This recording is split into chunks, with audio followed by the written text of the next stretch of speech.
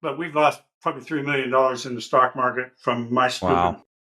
moves, and not Wow. not knowing what I'm doing, just thinking I do it and then we have a Black Friday event, and we've had that 4 times to us, where I'd have about $1 million in the market and the of equity, of gain in the market, and then the bottom falls out, and I lose all of my principal plus that, and it drops so fast you just can't believe it.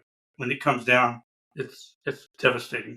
Welcome, millionaires and future millionaires. You're listening to the Millionaires Unveiled podcast, a show where you'll hear the stories and interviews of everyday millionaires. We'll unveil their decisions, their strategies, and their portfolio allocation. Now to your host, Jace Mattinson. Welcome back to another episode of Millionaires Unveiled podcast. This is episode number 378. In this podcast, we explore the stories behind self-made millionaires and the journeys that took them from humble beginnings to financial success. In today's episode, we have a fascinating guest, Dan, whose story spans decades of hard work, business acumen, and strategic investments. Whether you're looking to scale your own business or make your first investment, this episode is packed with insights that you won't want to miss. Our conversations are always candid and only edited to be family friendly. So grab a seat and get ready for a deep dive with Dan. Yeah, super excited for today's episode with Dan. He's got a net worth of $37 million. He's 73 years old, I believe, early 70s. And most of it, about 85% of it, is in his current business and other private equity investments. He does have a little bit in the market, which we get into, and he's got some stocks and holds about a little less than 10% in some cash. And then he's got about the remaining 15% or so in real estate. He had a bunch more in real estate, but he tells a crazy story of getting a out of market offer, $5 million more than he thought it was worth. And he sold it, and it ended up selling for $10 million more than he sold it for a few years later. So going to be a great episode with him. He is one of 11.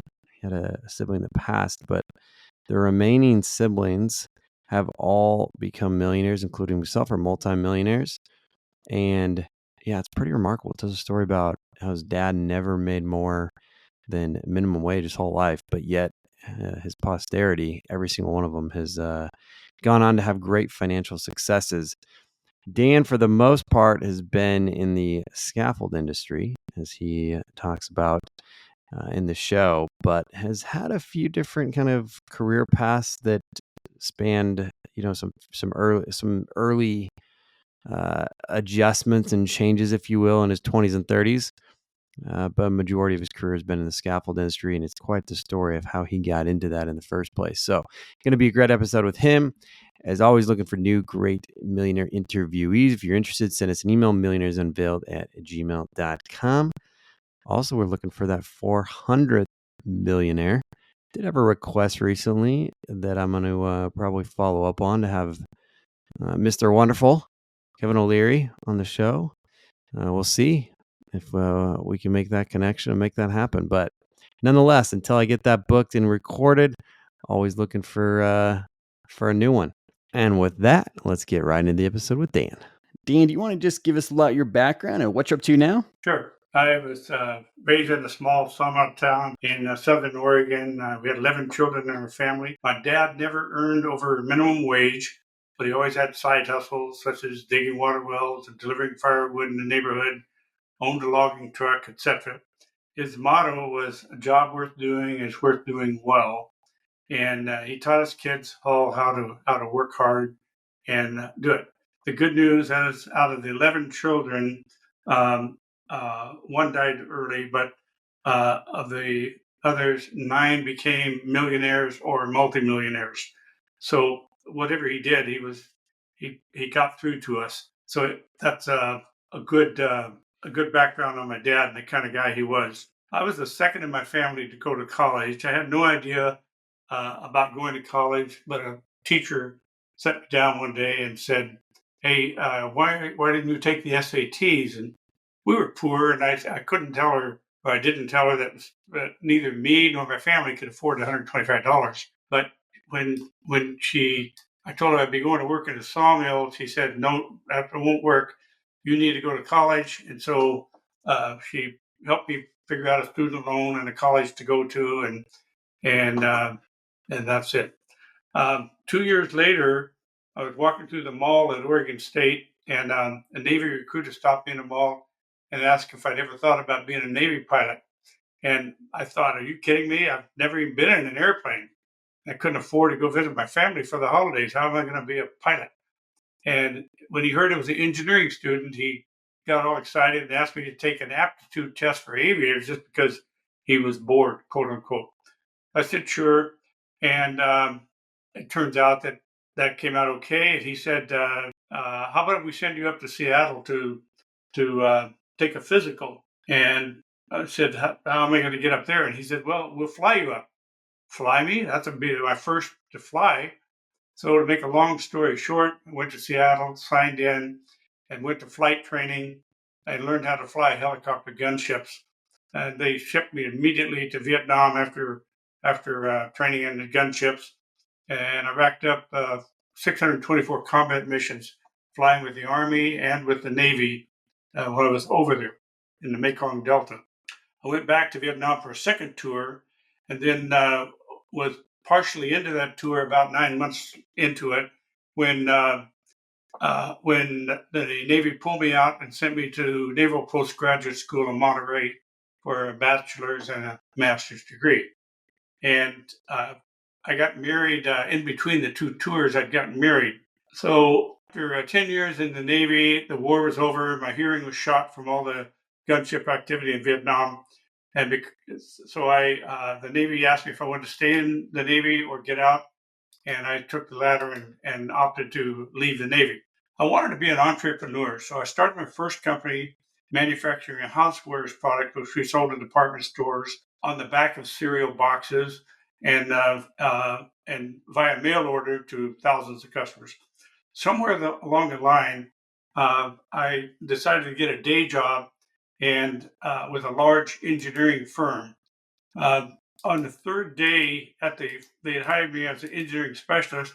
On the third day, the vice president of engineering came to me and said, look, I have hundreds of engineers and specialists. What I need is a manager, and you really seem like you know what you're doing here as a manager. So you're now a manager.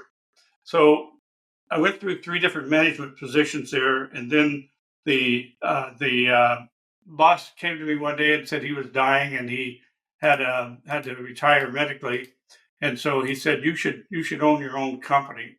So we talked, and shortly after, I owned my own company using microcomputer-based CAD, using computer-aided drafting systems, and teaching people how to use those. We got bought out about a year later. A large engineering firm made me an offer I couldn't refuse, and so I sold part of the company to them. They gave me a reign to create anything I wanted, so my team developed the first microcomputer-based CAD system to hit the market on an Apple II computer in 1983.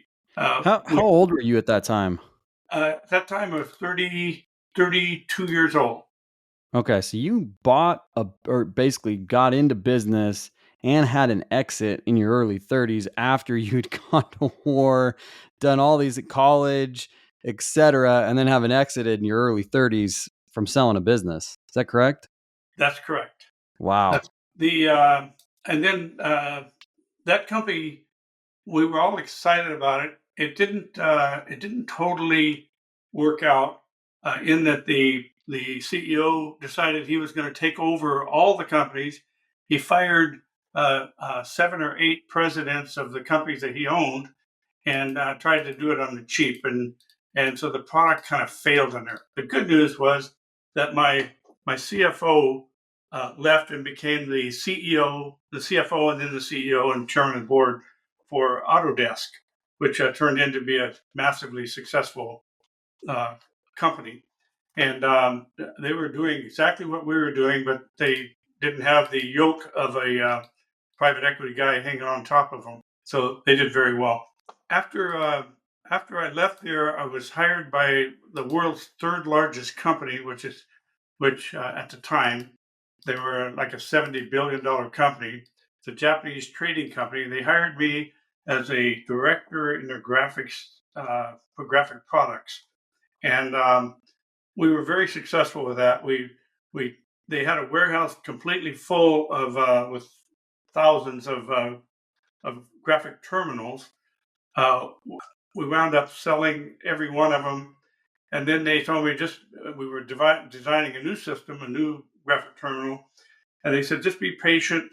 We want the Japanese to do this, so just be patient. Just wait for a year, and then you're on payroll, so just wait for a year, and we will see you in a year when they get it finished. That's not my nature, so I quit, went to work for a company that I was on their board of directors, and I went to work for them and stayed in the computer business. And about a year later, my family called me and said, "Hey, Dan, we have a scaffold company, and we're in a dispute between a stepfather, and a son, and said we're going to sue each other if we can't figure this out. Would you come in and negotiate for us?"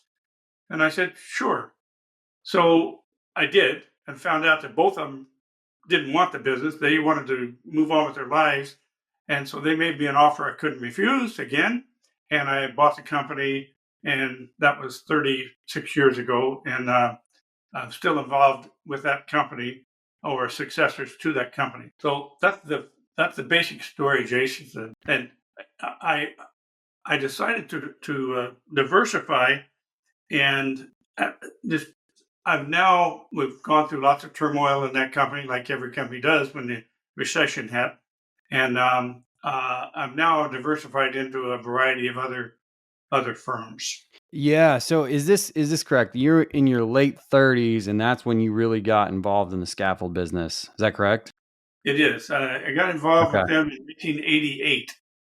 It's when Okay. it was about, seemed like I was about 40, maybe 40 years, 41 or so when that happened. Okay.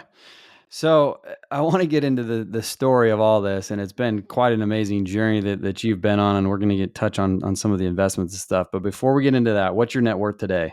Today it's right at 37 million. And how is that broken up?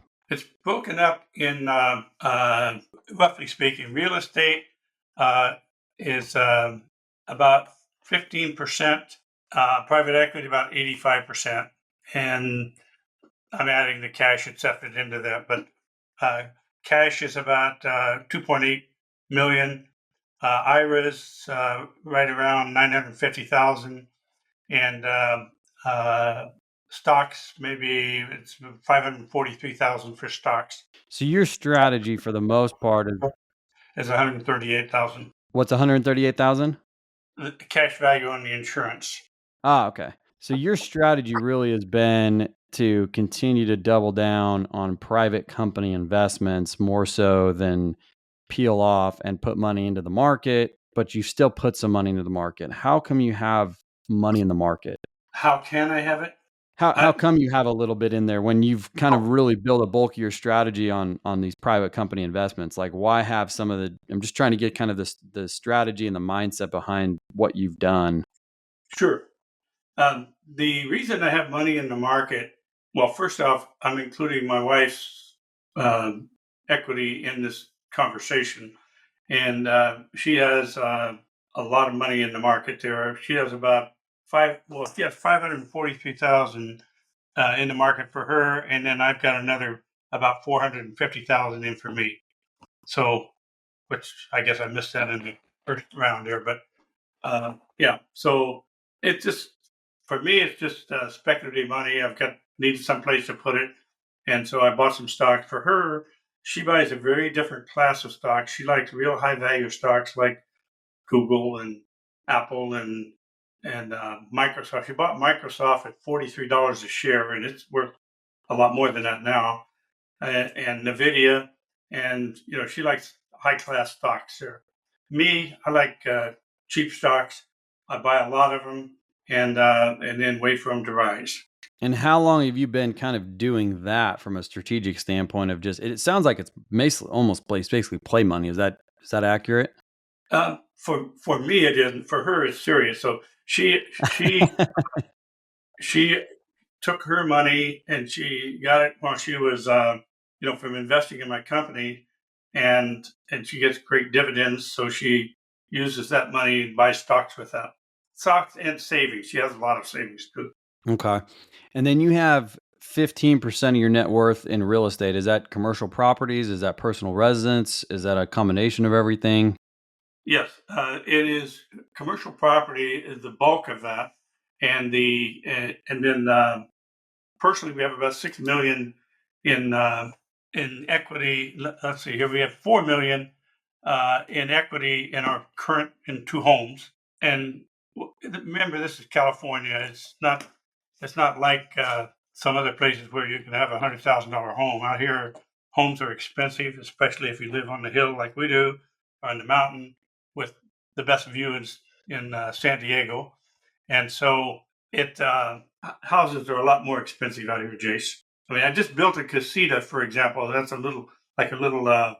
It's where my office is. I moved my office out of the house after COVID, driving my wife crazy, and it's $1,000 a foot for uh, new builds here in California, not including the real estate.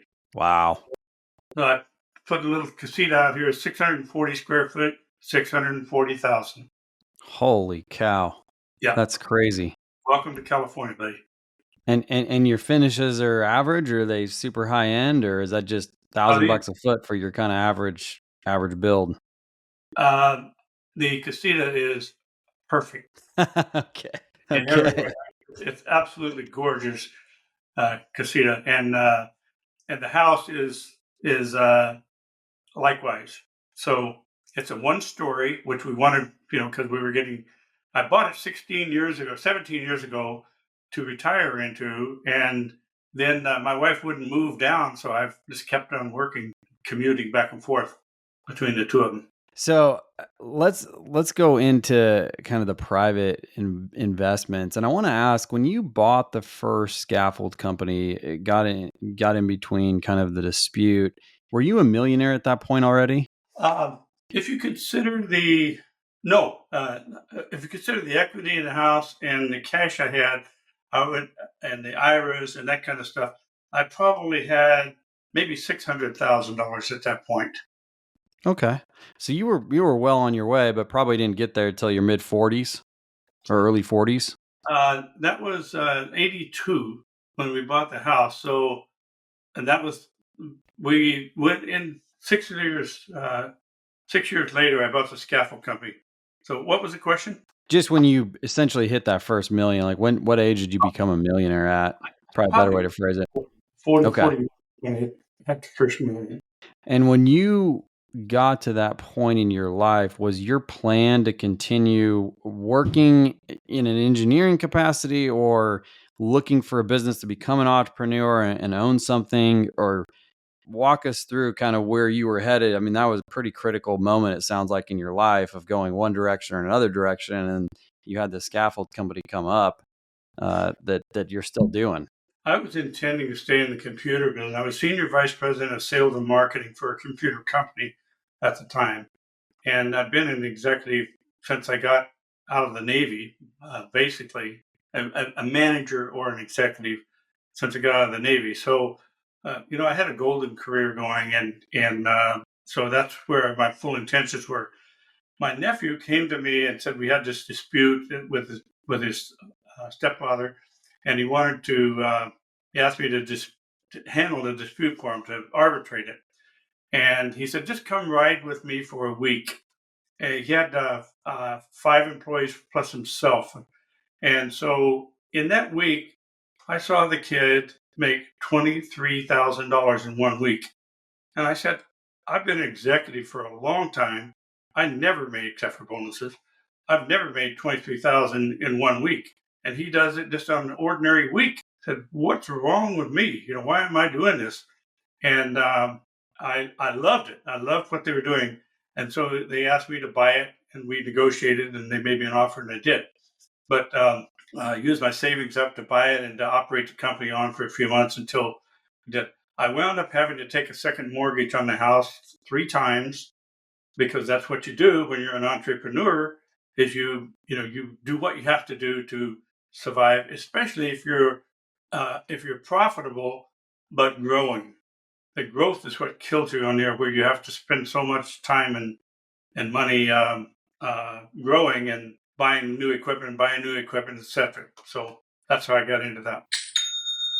You should know what that is. That's the best kind of notification. That's the sound of another sale on Shopify. And the moment another business dream reality comes true. Shopify is the e-commerce platform revolutionizing millions of businesses worldwide. In fact, I use it for several businesses that I have and my wife has. We love Shopify. Shopify simplifies selling online, and you can focus successfully growing your business. Shopify covers every sales channel from in-person POS system to all-in-one e-commerce, and it even lets you sell across social media marketplaces like TikTok, Facebook, and Instagram. Packed with industry-leading tools ready to ignite your growth, Shopify gives you the comfort of your business and your brand without having to learn new skills or design new code. And thanks to 24/7 help and an extensive business course library, Shopify is there to help you have success every step of the way. Sign up for a $1 per month trial period at shopify.com/unveiled, lowercase. Go to shopify.com/unveiled to take your business to the next level. Once again, that's shopify.com/unveiled. And thanks again to Shopify for sponsoring today's episode.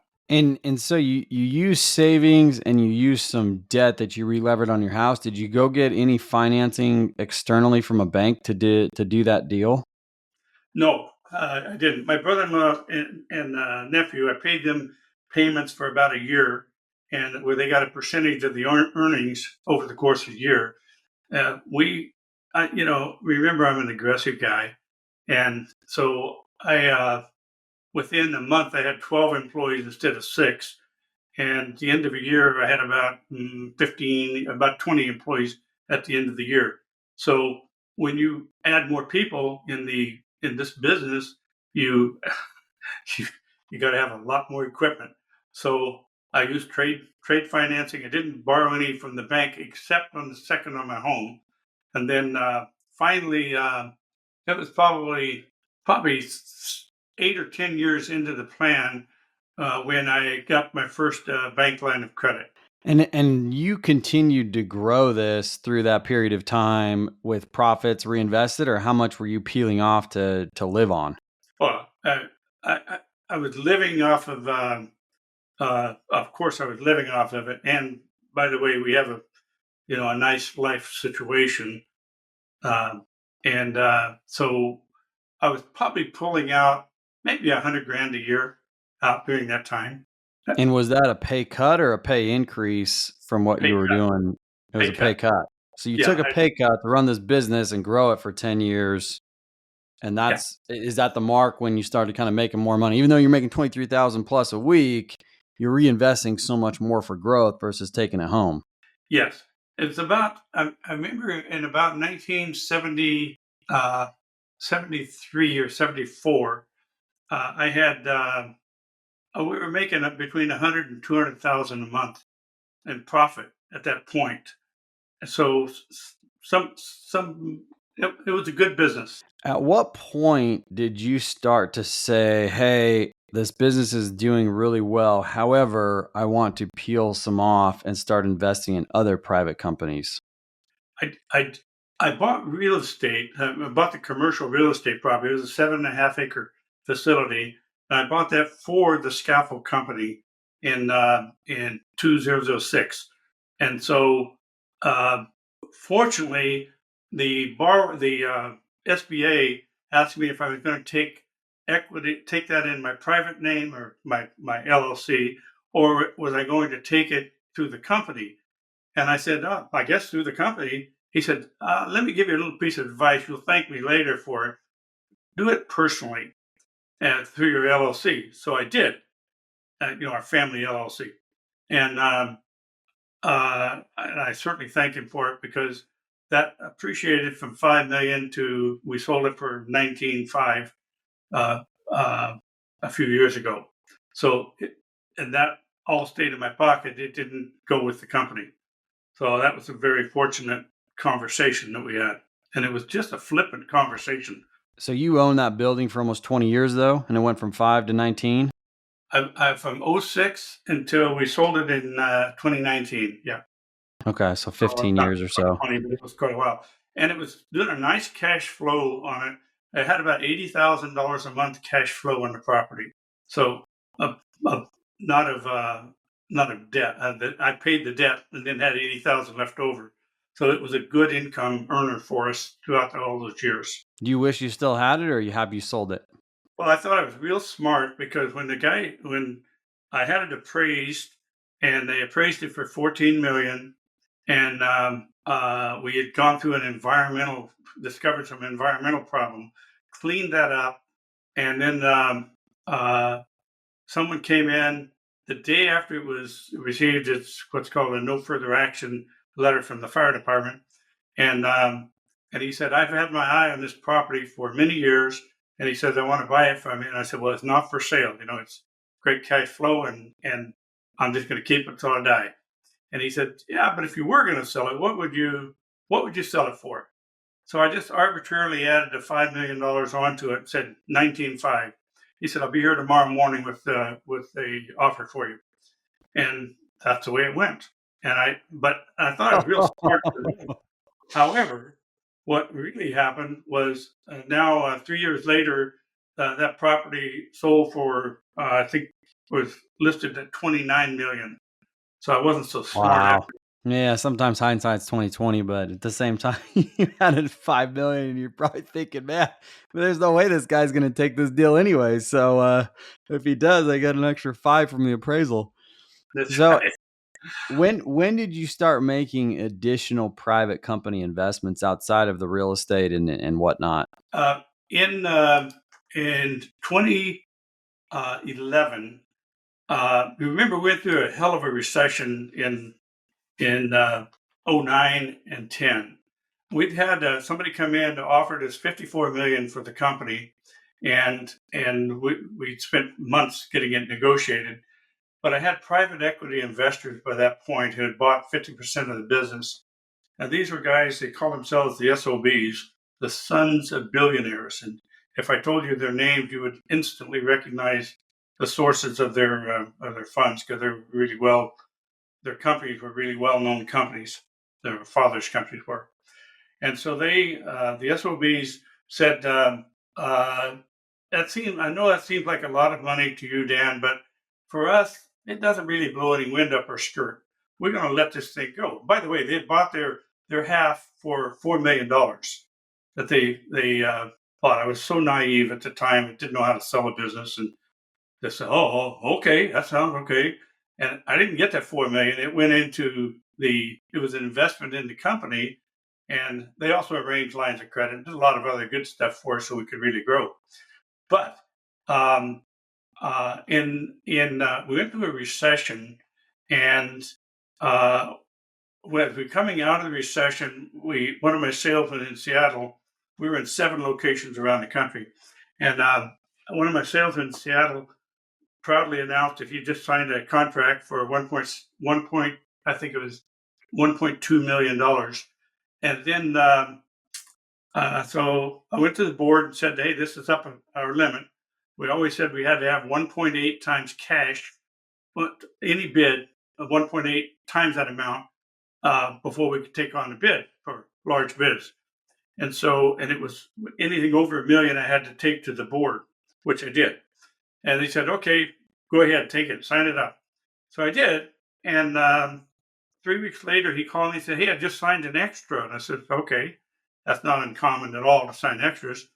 And he said, yeah, this one, and it took us to 4.3 million. And I knew right then, I had that sinking feeling that, man, we have just bought ourselves a problem here with that deal. You can't get out of it once you sign it with the government. It was for the USS Nimitz, a big aircraft carrier. And he said, he's so happy about it, and I was sick about it. So I went to the board and said, hey, here's what happened, and they said, well, good luck on it, and said, okay. We ran through the cash we had in the company. We took it from 1.8 million down to about $50,000. When we broke through the million, which was our line of credit limit, the covenants, we broke through that. The bank said, okay, you broke through them. You got a few months to clean this up. We'll give you a couple of quarters.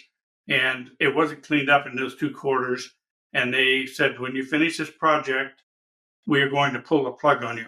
And they did. They pulled the plug on us. And I have 330 jobs in the air, all profitable. The day they walked in and said, would you please stand up from your desk? We are taking over. And that was it. Now, they had an auction on the company, and I bid on it. I won the auction. They wouldn't honor the auction results on it. Instead, they gave it to a liquidator. And the liquidator came in and he said, after a few days in there, he said, Dan, I've been going through the books on this thing. You have one hell of a company here. He said, I don't know what happened, and I don't really care. He says, I've got a contract. I can sell it for any price. Give me a bid on this buying this company back. And so I did. And my family and I put together a bid and went to the bank. The bank gave us a pre-SBA loan, which we never needed the SBA loan because we were profitable right off the bat, and we wound up paying back the bank loan and been successful ever since then. I decided though at that time I did not want to ever be so non-diversified again. That was really painful for me, and so What year was that? Pardon? What year was that? That would have been 2014. Oh wow! Yeah, so 10 years ago. So I started taking the cash that we were making in the scaffold company and looking at private equity deals. The first one I bought, you want to hear about those? Yeah, sure. Okay. The first one I bought was a company called PlantSnap. I didn't buy it. I invested in it, and I wound up after the first investment, which was for 10% of the company. The founder said he didn't want to give up any more equity. Would I consider loaning to him? He said, give you a high interest loan on it, and we will pay you back when we go public or whatever. But you'll get, make a lot of money doing that because it was a 16% loan. So I said, great, I'll do that. That's better than I was getting out of the bank, and certainly more than I was making or losing in the market there. So that's what we did, and that went on, and that wound up being a lot of money into that company. About $7 million of my cash, maybe close to $8 million of my cash, and then a lot of interest on it. I didn't get repaid though. So, but the company, I wound up. I found out that he was not being straightforward with me, let's say, and so I sued, and we wound up getting. I now own 85% of the shares in the company. We're approaching 40 million downloads of the app, which is a plant recognition app. I don't know if you've ever seen it, but it's really cool. And it's in Apple and Google. And we have no advertising budget, not spent hardly any money at all on advertising for 3 years. It's my family didn't get involved in this loan, but we had 15% from early crowdfunders and some other investors that came in the process there. We've really taken off after we won the lawsuit. And during the time when we were suing, which is a 3-year lawsuit, it's hundreds of thousands of dollars spent on that, but we couldn't let him by with what he'd done there. So we have focused on improving the app during that time and doing what we call A/B testing, which is you try one proposition like, okay, we're going to send this test off to 3 million of our past users to see, or past people who've downloaded, to see if we can stimulate them to come back in, or we can do this or that. And then if you check the results of that, you do it in one area and then you check the results in another area and see what the differences are. And so it gets you, so you get a very sophisticated model for how to really pour the gas on the fire and roll it out. And it's good. Do you have any idea, Jason, how you value an app? I don't. I spend a lot of my time in valuation, but apps and cash generated from apps, typically a lot of tech stuff's on multiple of revenue if it's growing crazy, but I don't know. It is. It's the valuation is goes something like this for apps, depending on if it's a business to consumer app. From what we can tell and what people have told us, the valuation is between 4 and 10 times your trailing 12-month sales. And it used to be 23 times your trailing 12-month sales, but that is back down now, and it's back around between 4 and 10. And you modify that number by such things as how much EBITDA you have, your cost of acquisition of customers, your customer retention, your debt, and other such factors in there. So I use, for my purpose in evaluating it, I'm using a 5 times trailing 12 months as my valuation on it. And then with the growth that we're seeing now, it's jumping at about 800,000 a month in terms of value. Is that cool or what? Wow. Yeah. That's amazing. Yeah. And I'm not taking any money out, but I'm just getting ready to discuss it last night with my CEO and said, hey, you guys owe me a lot of money. I'm going to start pulling some out. And he said, no problem. We'll start a cash flow for you coming in, because I'm approaching retirement, I hope someday. And I want to get that cash flow up right now. Right now we have about roughly $1.8 million of cash flow a year. So, maybe 150,000 a month, but never hurts to, pad that number a little bit. Yeah. So I want to ask you about the initial $4 million you took in your scaffold company. And you made a comment about not knowing selling business and valuation, but to the SOBs, why did you take that? And at what point in your business did you take that $4 million in from outside capital? Good question.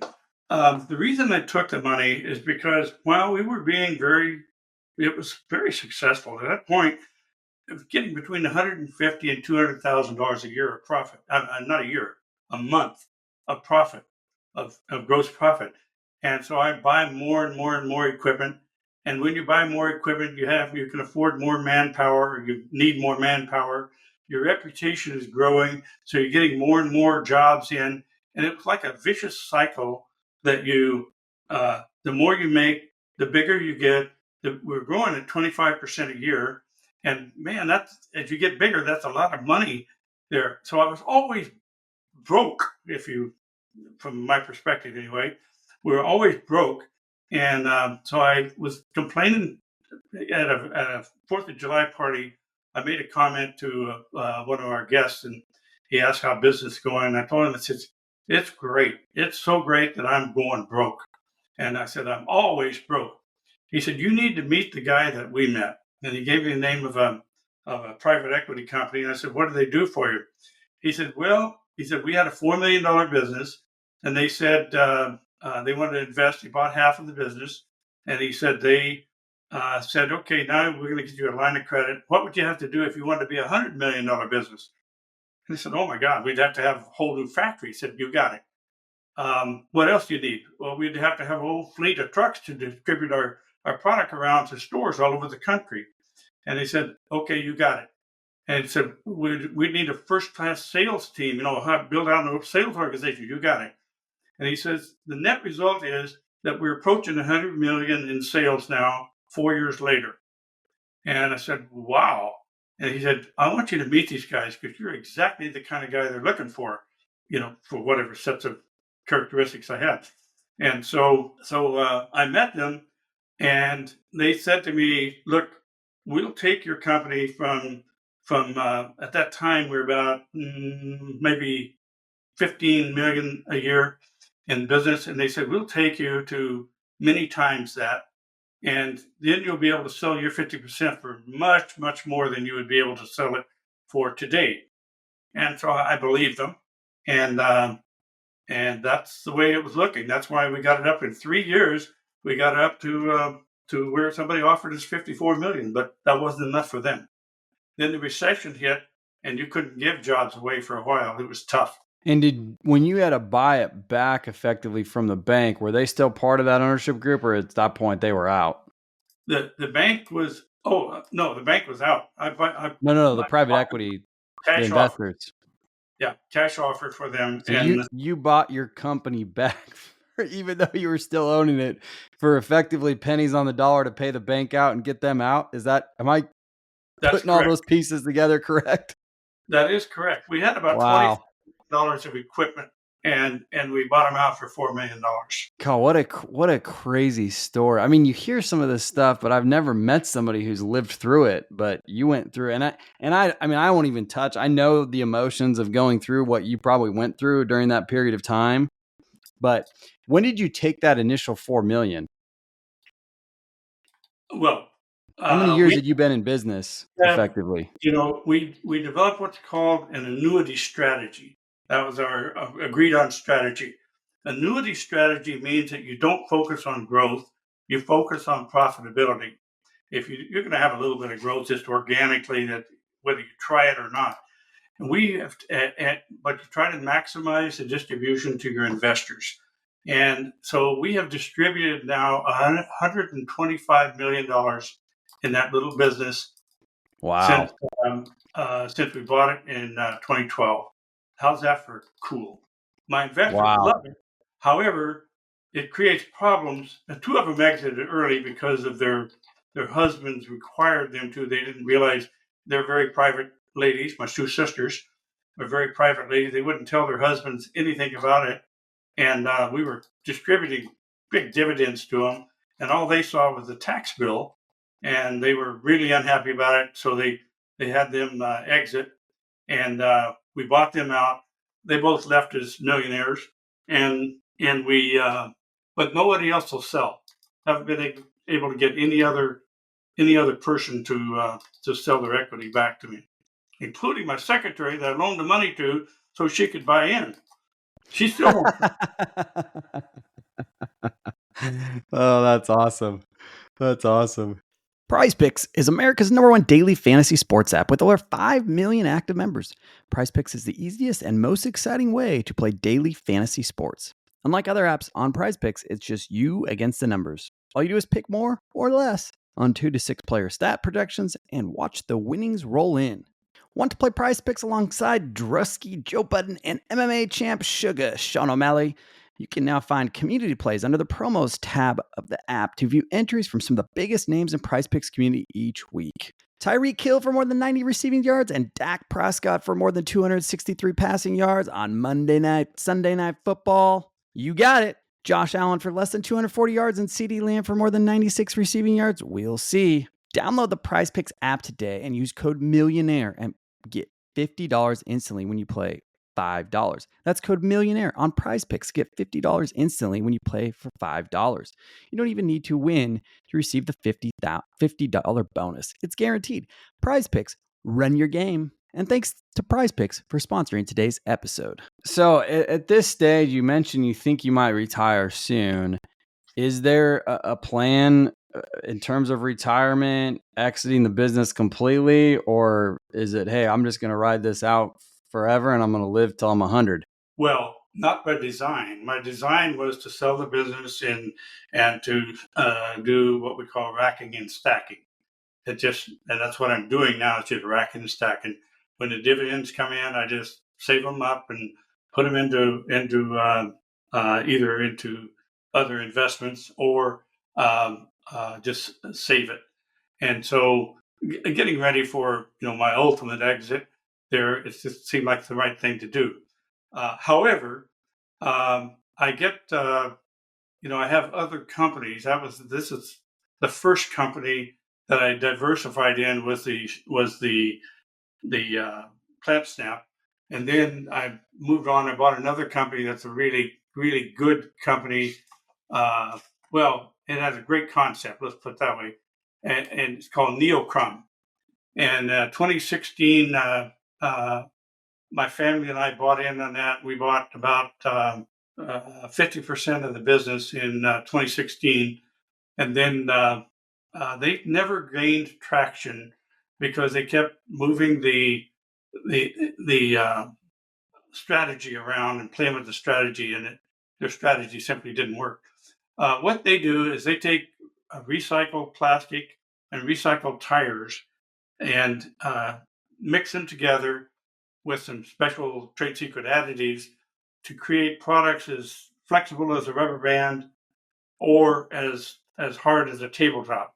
We're currently building planks and sideboards for trucks, for making mud sills, not mud sills, making mud flaps, and using them for roofing materials and all kinds of other applications where they mold whatever product they need that has a combination of flexibility, which is why the rubber, and toughness, which is why the plastic. And it really the products are fantastic. So we bought out the founders on that company. Me and my family bought out the founders on that, and recapitalized it, relaunched it, hired a new team in, and they're out beating the bushes with it now. Wow, what a story, man. This is quite remarkable. Did y'all invest I mean, how do you go about with as many siblings as you do and you have a deal come up? Do you go to all the family members that are in your current company that invested in it? Or is it, just walk us through the family dynamics of that a little bit? Because it seems like you're kind of the one that's driving a lot of this and kind of have established almost a family office of sorts in a way that It, includes it a bunch is. of your siblings. Well, it's kind of a family office, but we're all independent. I mean, they don't have any equity in my family limited partnership. Uh, it's just my wife and I in it. But what who I go to is I go to those that are still with me.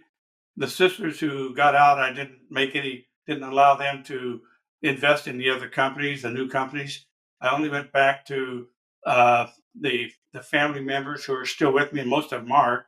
I mean, several of them are, all but two of them are still with me. I've got one sister, sister-in-law, niece and nephew, my son, my wife, etc. They're still eligible in my book to to invest with me. I have a cousin who jumped into it, and then a couple of individuals who've jumped in with me that are my war buddies. So that's how that's the extent of our network. I also have Okay. one neighbor who has been on me for a while in asking about investing, and so I've allowed him to come in on Neocrum. Do you ever think that you'll completely turn it off and not work at all or not make investments in private companies? Or do you think you'll do Yes, this till you die? I don't intend to make further investments in new companies. And I've turned a lot of great deals down because I have, in addition to PlantSnap and Neocon, I've got a number of other investments, a total of about 14 different companies I've invested in, some of which I own a lot in, some of which I'm just simply an investor and own part of the company. And what the strategy is to run this as far as I can, and then there's all companies come to a natural end where they sell the company, or you hope, or they just continue cash cowing. In the case of the scaffold company, I don't think there's a chance in hell that the investors will ever sell. We had a great offer, a great opportunity to sell a few months ago, and everybody turned it down except me and my wife. And even she fought me on it. She wouldn't do it. But but but they get used to those that cash. PlantSnap may go the same way. It may turn out to be just a cash cow that doing it. I'm hoping not. We think we'll be at a $50 million exit in 3 years on that company. So we're not. I don't know whether we'll get out or not. It'll really depend upon the president. He's the driving force behind it. He's the CEO of the company, the driving force behind it. If he decides that he wants to exit, then I'm for it at any point. So Well, let's wrap up with some rapid fire questions. This has been amazing. What's the most expensive pair of pants or shoes that you've purchased? probably $100. Okay. What about the most expensive meal out? Well, remember, as a CEO, you pay for a lot of meals. So I won't count the $10,000 meals that I invite staff to or something like that. Um, uh, for me and my wife, we have a neighbor who's. I asked him if he likes nice restaurants. He said, Dan, we have deep pockets, and so he said, pick any restaurant you want, and so we do. So we go out and we spend maybe $400 or $500 on a meal. And he's buying, or you're buying, or you're splitting? No, that's my portion of it. Yeah, Okay. our portion, my wife and my portion. I like the comment. We have deep pockets. Pick any restaurant you want. That's awesome. What's been the most expensive trip or experience? I think the most expensive one was I took my sister-in-laws. I had at that time 5 great sister-in-laws that I just love, and so every year they'd come out and visit us. And so one year when they got here, I said, "Okay, girls, we're taking a further trip." We all got uh, a plane, flew to Hawaii, and just took a cruise ship over there. Went all around the Hawaiian Islands. I did nice things for them, like I gave them each $1,000 and had it in their stateroom for them, and so they'd have some spending money and whatever. That was an expensive trip. We probably spent maybe 12,000 on that trip. That's probably the most expensive one, and it was really really fun trip for us all. That's cool. What about the most expensive vehicle or toy? Uh, when I hit when I sold the property over there for 19.5, the first commercial property, I went out and bought a new Tesla, 104,000. It was great, and I still drive it today. Nice. What financial habit do you think has changed the most since you became a millionaire? Well, the one I'm trying to do is not. I'm a cheap guy. Just bottom line, I'm a cheapskate, according to my wife anyway. But I'm trying not to look at prices on menus when I go into restaurants. I'm trying to just ignore the prices or get a menu with no price on it and order that way. That's definitely different than my cheapo normal habits. What's the dumbest thing you ever wasted money on? Stock market. What's I made something that some really stupid investments in the stock market, and have lived to regret that many times over. I'm reminded of it far more frequently than I would like by my wife. But we've lost probably $3 million in the stock market from my Wow. stupid moves, and yeah, not Wow. not knowing what I'm doing, just thinking I did and think. And then we have a Black Friday event, and we've had that 4 times to us, where I'd have about $1 million in the market, and the of equity, I mean of gain in the market, and then the bottom falls out, and I lose all of my principal plus that, and it drops so fast you just can't believe it. When it comes down, it's devastating. So Hmm.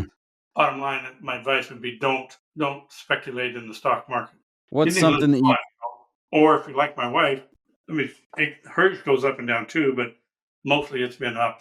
She's probably maybe 15% of her stocks are down. The rest of them are all in the green. Nice. What's something that you've spent way too much money on but you don't regret it? Uh, companies. I had bought a company. I mean, I invested in a company, and about 2017, I think it was, and wound up putting $3 million of my money in, and about $1 million of my investors' money, and it absolutely, the product simply did not sell, and we had to close the business down, orderly close on it, and then and exit. But that was a big waste of money there, about $4 million total between my investors and me on that company. That was a big mistake. Okay. What was your first job?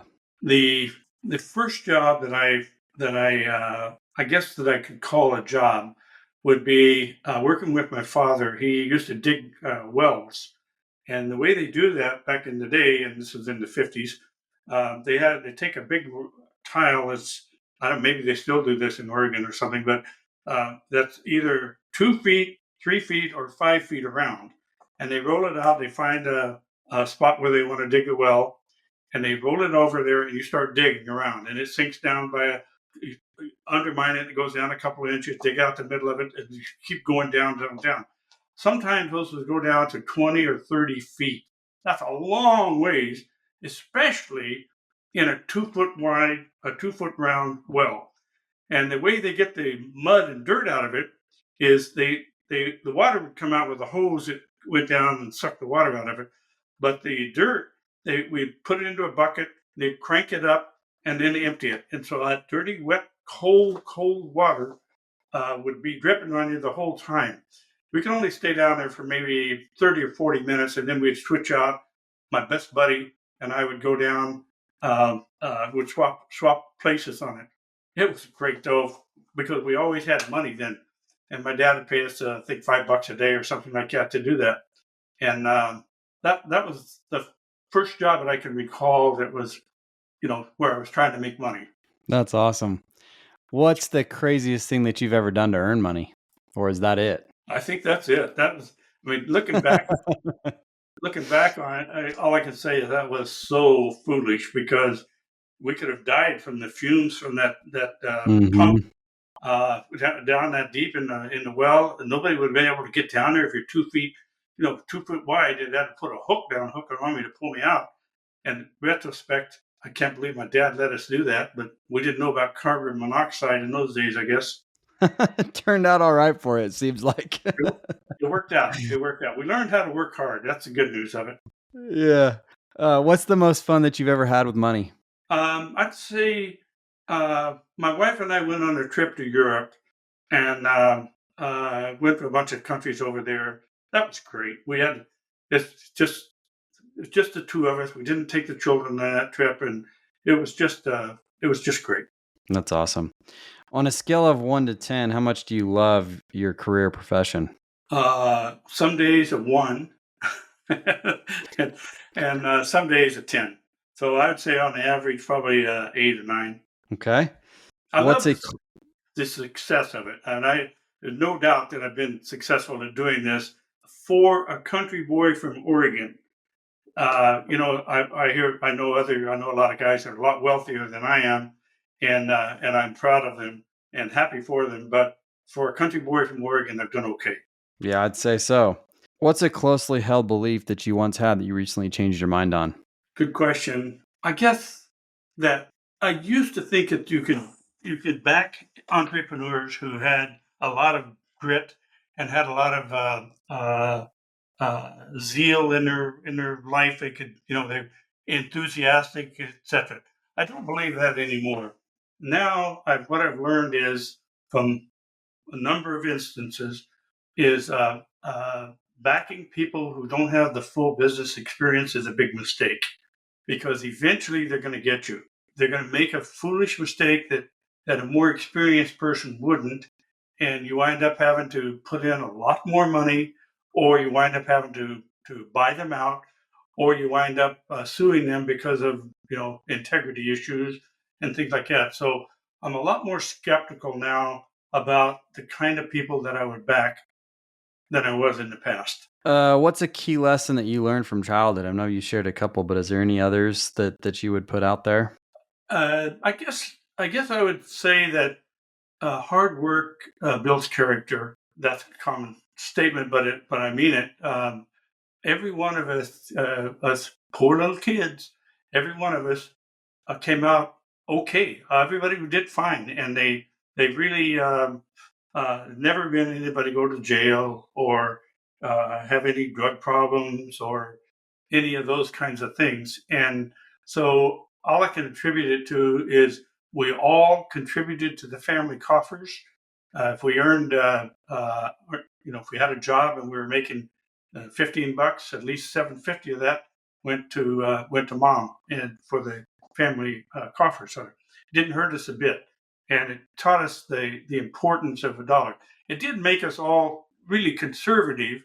The only reason that I have all the nice things I have is because I have a wonderful wife who's really classy, and she knows how to spend money in a wise sort of way, and she spends a lot of it in a wise sort of way. Also, I've Yeah. learned that budgeting is a game. It's very, very important. I've been budgeting for ever since before we even got married. I've been budgeting, and a few months ago, it was actually about 3 years ago, my wife said to me, I want to look at the tax returns. She's never done that before that I'm aware of. So she sits there and she looks at them, she reads them. It's about 50, 60 pages on our tax returns because of all the LLCs and yada, yada. And she said to me, are you kidding me? And you've had me on a budget? I don't ever want to hear that budget, the B word again. So needless to say, she doesn't review our budget. I know what it is. I keep it, check by check, and I know exactly where every dollar goes, but she is not interested in hearing about the B word. Good for her. Luck, skill, and hard work. How would you rank them? You didn't say persistence in there, but I would say persistence and patience have to fall in there. So if that falls into it's not hard work. I do a lot of hard work, but I'd say I've had plenty of bad luck. So I guess I'd say, I don't know, maybe hard work. Okay. Any last pieces of advice for somebody who's just getting started out on their journey? Yeah. Yes.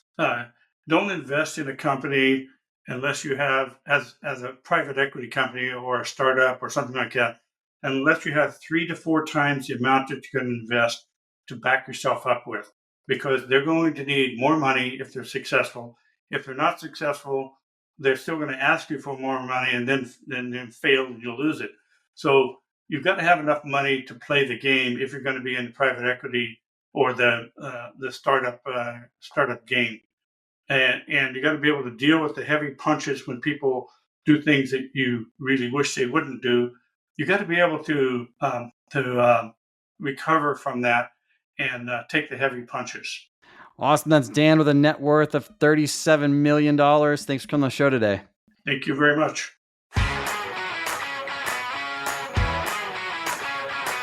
Thanks for listening to the Millionaires Unveiled podcast with Jace Mattinson. For more stories, investment opportunities, and information, check out our website, millionairesunveiled.com. See you next time when you'll hear from another everyday millionaire.